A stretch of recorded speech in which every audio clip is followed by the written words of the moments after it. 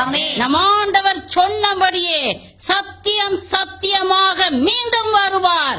இந்த விசுவாசத்துல தான் நாம் இப்பொழுது வாழ்ந்து கொண்டிருக்கிறோம். திருவெளிப்பாடு 22வது அதிகாரம் 12-13 வசனங்களை படியுங்க. இதோ நான் விரைவில் வருகிறேன். அவரவர் செயலுக்கு ஏற்ப அவரவருக்கு நான் அளிக்கவிருக்கின்ற கைமாறு என்னிடம் உள்ளது. அகரமும் நகரமும் முதலும் இறுதியும் தொடக்கமும் முடிவும் நானே. பிரியமானவர்களே, நம் ஆண்டவர் இயேசு கிறிஸ்து என்ன சொல்கிறார் என்று பாருங்கள்.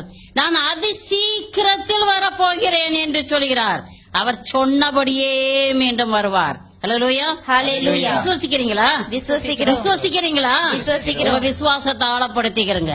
இந்த இறைச்செய்தியை நீங்கள் கேட்கும் பொழுது ஒவ்வொரு நபரும் விசுவாசத்தை ஆழப்படுத்திக் கொண்டு என் ஆண்டவர் இயேசு கிறிஸ்து சத்தியம் சத்தியமாக மீண்டும் வரவிருக்கிறார் என்று விசுவாசியுங்கள். பிரியமானவர்களே, நம் தேவன் இயேசு கிறிஸ்து சொன்னபடியே மரித்தார், சொன்னபடியே உயிர்த்தார், சொன்னபடியே மீண்டும் வருவார்.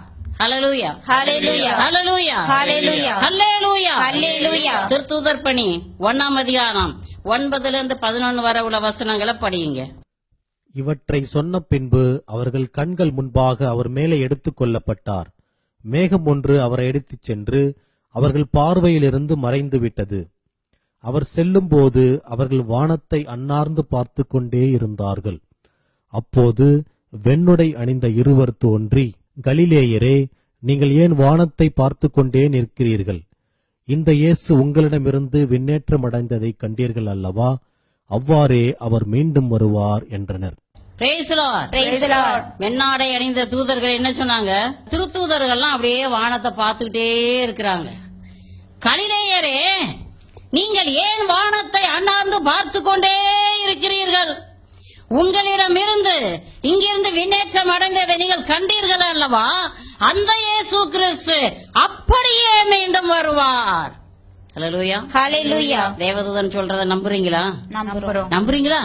நம்புறீங்க அப்படின்னா யோவான் 14ஆம் அதிகாரம் 2-3 வசனங்களை வாசித்து பாத்தீங்கன்னாக்கா நம் ஆண்டவர் இயேசு கிறிஸ்துவே என்ன சொல்கிறார் என்று பாருங்கள். என் தந்தை வாழும் இல்லத்தில் உறைவிடங்கள் ஏராளம் உண்டு. நான் சென்று உங்களுக்கு ஒரு உறைவிடம் ஏற்பாடு செய்த பிறகு திரும்பி வந்து உங்களையும் என் கூடவே அழைத்து செல்வேன். அப்பொழுது நீங்க என் கூடவே இருப்பீங்க. அவர் என்ன சொல்றாரு? திரும்பி வருவேன். சொல்லுங்க, திரும்பி வருவேன், திரும்பி வருவேன். யாருங்க சொல்றது?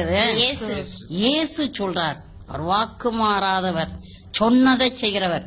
வருவேனா வருவேன். அவர் நிச்சயமாக திரும்பி வரப்போறாரு. எதுக்காக?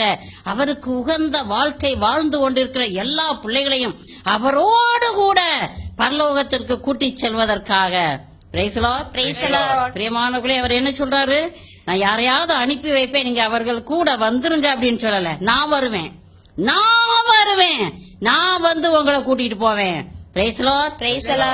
பிரியமானவர்களே, நம் ஆண்டவருடைய 2ஆம் வருகையில நம்பிக்கை இல்லாதவர்களே, அதிகாரத்திலும் ஆணவத்திலும் பணத்திலும் மிதந்து கொண்டு இருப்பவர்களே, பட்டம் பதவி பெயர் புகழ் பணம் இவை போதும் என்கிற ஆணவத்தில் இருக்கிறவர்களே, என் ஆண்டவர் அதி சீக்கிரத்தில் வரப்போகிறார். அழிந்து போறதுக்கு முன்னால என் தேவனுடைய பாதத்துல நான் மண்டியிட்டு அப்பா, நான் பாவம் செய்து விட்டேன் என்று சொல்லி பாவ அறிக்கை செய். பரலோகத்துல ஒரு இடத்தை நீ சுதந்திரித்துக் கொள்.